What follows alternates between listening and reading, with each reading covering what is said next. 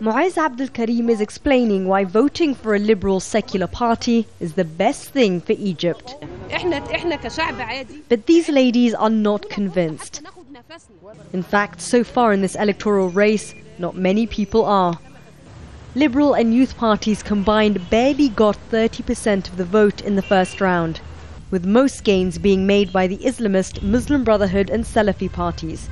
So why did they do so badly? One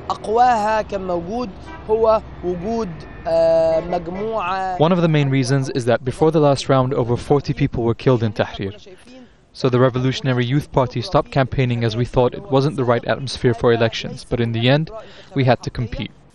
Slightly defeated but still determined, liberal parties are trying to regroup, canvassing harder on the one hand and strategizing better on the other.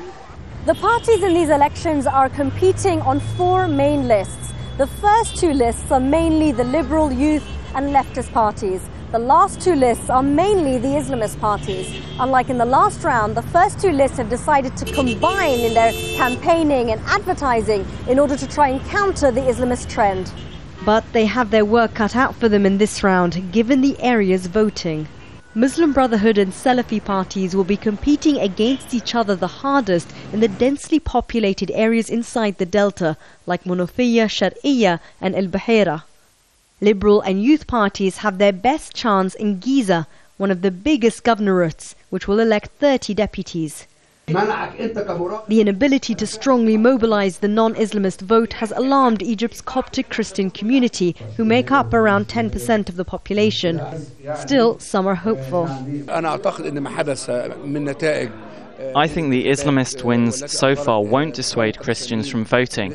Actually, it will push them to go to the polls in the next 2 rounds to stop the Islamists from getting further ahead.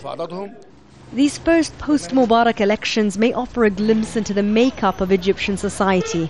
So far, what's clear is that the more gains Islamist parties make at the polls, the more Egypt's unelected military rulers move to ensure these parties' influence on the country's future is contained. Shireen Tadros, Al Jazeera, Giza.